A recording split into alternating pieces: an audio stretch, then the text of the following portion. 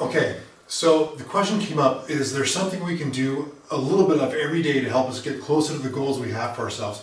Something we can use to focus and cone in our attention, our intent, our energy, our effort to make sure that the actions we're taking are getting us closer to what we really want versus just a random spray of activity? And the answer is yes. Yeah, NLP has a lot to do with focused and intentional action towards specific goals, right? One of the fundamental underlying concepts of NLP is that human behavior, thought, cognition, emotion all combine together to work like an equation. That if everything on this side of the equation does something, it's going to create an effect on this side of the equation. So if I have 1 + 1 + 1 = 3, that's going to continue to be true. If I want to change the 3, I have to change something on the opposite side of the equation in order to change the results. In NLP, we use something called the state face. The state face is a reflective representation of a neurocognitive behavioral theory of personality as the way it fits under the auspices of communication psychology in general. And what the state face tells us is that the results we have in life are the effects of the behaviors, the actions that we take on a very consistent basis, right? And the actions we take on a consistent basis are the results or effect of our neurophysiologic state, the emotional state that we're in most of the time, right? The habits that create. The state that we have has two main components behind it. The states we experience are the results of our internal representations, and these are the thoughts that we think on a habitual basis. Internal representations are the movies of the mind, right? The thoughts, the ideas, the images that we make as we're thinking about something, the things we say to ourselves, the tone of voice we say to them in. It can also be the feelings that we have in our body. It can be an internal representation. Do I feel, excited, nervous, cold? All of these things are all part of the internal representations that we use to create a state. The other aspect is our physiology. Physiology refers not just to the state that we're in as a result of the foods we eat, the thoughts we think, the exercise we give our body.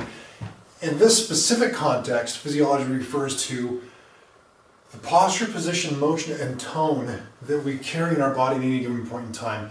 One of the examples we give during trainings is to say, if I said there's a very depressed person outside this room, how are they standing? Are they upright like this, or are they down like this, right? If they're down like this, can they experience joy? No, right? Literally, the way you use your body can either potentiate resources and allow you to experience certain emotions, or it can restrict them and keep you from experiencing them. Make it so it's physically impossible for you to experience certain emotional states. So it refers to the way we use our bodies in conjunction with our internal representations to create a neuroemotional state, or the neurophysiologic state that is the emotion that we have that preempts our behaviors, our actions that create the results. So I have my internal representations, the things that are going through my mind. I have my physiology, the way I'm using my body. These come together to create a neurophysiologic state. The neurophysiologic state is the attitude that preempts the actions. The actions are the behavior or the work of change, right? As a chiropractor, I'd have patients who come walking in saying, how do I get rid of my back pain? And I tell them, go home and do these exercises. If you do these stretches, these strength building exercises, you won't have back pain anymore. I said this to thousands and thousands of patients. I had 3 take me up on it, only 3, where they actually came in, got the exercises, and then I didn't see them for months. And I'd say, hey, where'd you guys go? And they finally come back in again. I did what you told me to. I went home, I did the exercises, my back pain's better. Okay, cool. Change takes work, right? I have a friend who's a chiropractor who didn't want to do the work of change. He wanted to rely on natural thinking. So he would carry copies of The Secret with him everywhere he went. He'd get crystals that were supposed to help him align his energy body so that things would just sort of happen for him. But he never identified the work of change and did it. He just sort of waited for it to happen. It doesn't work that way. In general, change takes effort, right? And if we do the hard part now, then we can enjoy the easy part later. If we try to do it easily now, we're going to have harder and more work to do later on instead of less. So my admonition to you is to identify the specific activities that will take you closer to what you want, the specific activities, right? And then what states drive those activities? What are the attitudes that will drive the actions that will create the results? When we see results in our environment, part of the way the brain works is we see this and it confirms a suspicion. So if I think I'm awful and I can't do something, and I see results in the environment that confirm that suspicion, that's going to feed the state which is going to drive the behaviors, the attitudes and actions, which are going to create more lousy results and confirm that suspicion for me on a regular, ongoing basis. If, on the other hand, I think, you know what, if I change my state and I pick some specific activities that I can engage in to create new results in my life, and I start making this change and I start seeing the different results, that's going to confirm a brand new set of suspicions. It's going to change the way this whole cybernetic loop works. One idea feeds the next, feeds the next, feeds the next, and that's what we're relying on. We want to start seeding the cybernetic loop, the snake eating its tail, with ideas and activities that are going to change who we are and what we create for ourselves. The brain has something called the spread of activation that goes on inside of it. And in psychology, the spread of activation model is where if I say something like, you know, a red fire truck, right? Your brain has this dendritic wave pattern, like a ripple, pebble in a pond, and it ripples out. And I'll start thinking about other fires, other trucks. The time you're at a fire making s'mores out of marshmallows or something like this.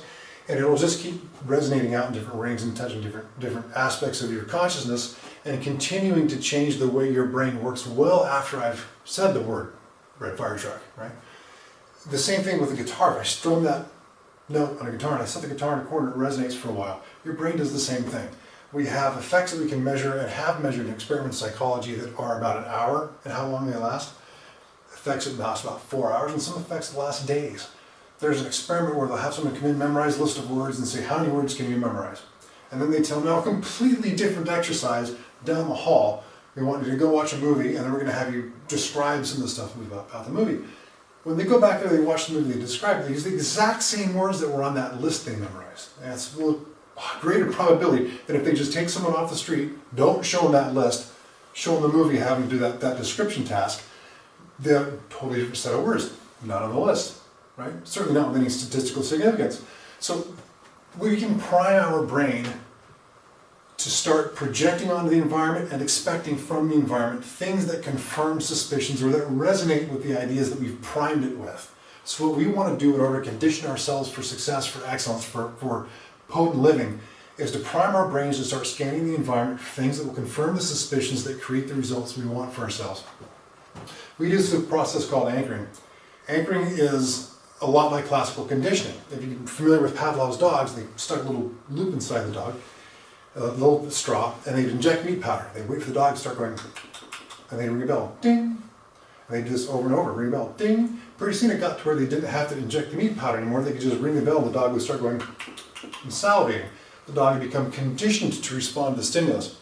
We can do the same thing to ourselves as humans. It happens to us all the time anyway. We just want to do it now by choice rather than by chance, right? So in associative conditioning, things that occur together become linked. They link themselves in our neurology and representation. Think about the last time you got pulled over for a ticket and you had those lights going in your rearview mirror, heart pounding, right? Could have been years ago, but if you look in the rearview mirror, you see this going again, your heart's going to start pounding again, you're going to start sweating, your pulse rate's going to go up. You've been conditioned to have a response based on the stimulus in the environment. We're going to choose the stimulus. So what I want you to think about doing is managing the context in which information flows through the internal world of your brain and mind, of your body. So we pick the results you want. First thing you got to do is write down, what are the changes I want to create for myself, right? Then we say, what are the activities that I have to engage in that will create these changes? What must I do on a daily basis to make this happen, right?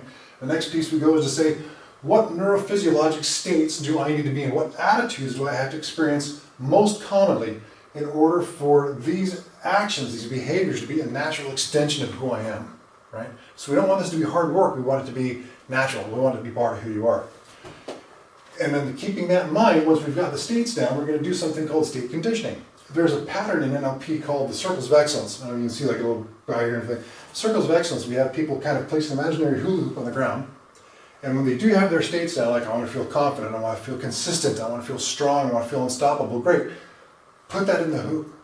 And when you step in the hoop, it has a color to it, right? These different states have different colors. Let you know the beam me up, Scotty, that shaft of light runs away. Have that color shoot up, fill your body with that state. And then when you're at the peak of feeling that state, when you're feeling that state as strongly as you possibly can, which is the intensity state, right? We want ding, whatever your anchor is going to be, ding.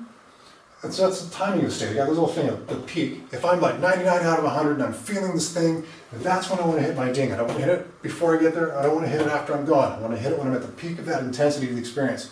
And I'm going to do this a couple of times in a row. I'm going to do it with something unique, something that I don't do for any other thing. As you people go, every anchor I do, I grab my wrist. Well, you just polluted all of your anchors, right? Your body doesn't know what you want from it when you go like this. But if I pick 3 states that will drive my behavior, change my results, and I stick them all in that circle of excellence, I walk there, I see, hear, and feel what it's like to experience those states fully, and then I have a piece of jewelry. I usually have different bracelets on, and I have like this thing. This is one of those little fish hooks. It was made out of jade, and I use it as an anchor. When I do the circles of excellence for myself, I step into that circle, I see, hear, feel what it's like to be completely enveloped in that state of excellence, and then at the peak of that intensity, I grab that thing and I squeeze it. And while I squeeze it, I picture what the rest of my day, the rest of my week, and the rest of my month will look like as a result of operating on the world from this state. Right? If I'm in this state of mind, if I'm in this physiology, if I'm in this mindset, how does that influence my attitudes, my actions, my results? What will I see as a result of being this way? And I let that wash through my mind, strum that note on the guitar, resonate through the dendritic forest of the mind, and then step back out again. Rinse, repeat, rinse, repeat, rinse, repeat, ding, ding, ding. And eventually, I can be anywhere. I can be at the bank, I can be ordering pizza, I can be driving in traffic, and all I've got to do is reach up, squeeze this thing. And that becomes my ding that fires off my neurophysiology to go, oh yeah, and to experience all of those states fully. That's what my goal is for you. It has to be unique. It has to be something you don't use for anything else. It has to be something you can replicate. You've got to be able to do it in any context. And if it's doing 1,000 jumping jacks, that's going to be hard to do if you're in a meeting, if you're in traffic, if you're in line at the bank, right? And I would suggest writing down the results, the activities, and the states on a little teeny tiny cheat card and sticking it on something like the face of your phone or the back of your phone. So every time you go to check the phone, flip it, there's another reminder, because that pings the dendritic force, that pings your neurophysiology to start scanning through all of the mental files that catalog meaning, that influence attitude, that drive behavior to create results. Sounds like a lot, but it's really not. It's just a case of what changes do you want to make? What activities do you have to engage in to create those changes? What state do you have to be in? And so on down the line. Brain's interesting. With a lot of the neuroimaging, we've learned some new things about it. And one of them is that just the act of considering where a belief or a limitation or an expectation or an idea comes from changes the way the brain regards it. If I have a negative belief about myself, who I am, what I can or can't do, and I start looking, hey, where'd that thing come from? And I just start pondering it for a while. I start asking myself some questions about it. It will change the way that is filed in my nervous system, which in turn will change the effect it has on me. We'll start to minimize it. We'll start to change the way it's codified and stored, right? You get information that gets stored on a hard drive. When we move it to a different file system, right? If I take it out of one drive and I put it in the other drive, it's not there anymore. The whole computer is going to work differently as a result of not having that virus eroding away in it. But we want to replace the virus with something that's going to make the system stronger, and that's what we're doing here. I want you to be consciously aware of what the attitudes and actions are that will create the results, that will confirm the suspicions that will drive you into success. This is managing your internal contexts, right? With NLP, there are a lot of tactics for managing internal contexts, which is me, my life, my attitudes, my actions, my results, my relationships, how I feel about myself, the world around me, the people that are important in my world, and I can manage my external contexts. This is all about managing your internal context so that you can manage your results. It's about all I know.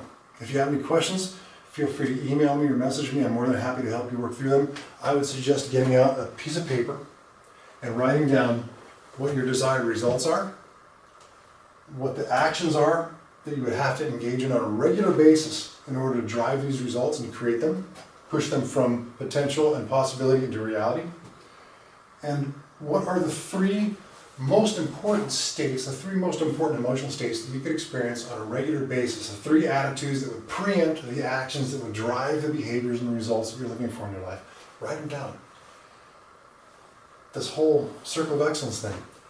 See, hear, and feel what you would see, hear, and feel if you were in that state now. Stand the way you'd stand, breathe the way you'd breathe if you were totally unstoppable, all of those things. And then at the peak of that, whatever it is you do, if you get a bracelet, squeeze it, a necklace, squeeze it, have something on you that the mere act of touching it causes your entire body to go, oh yeah, that's who we are.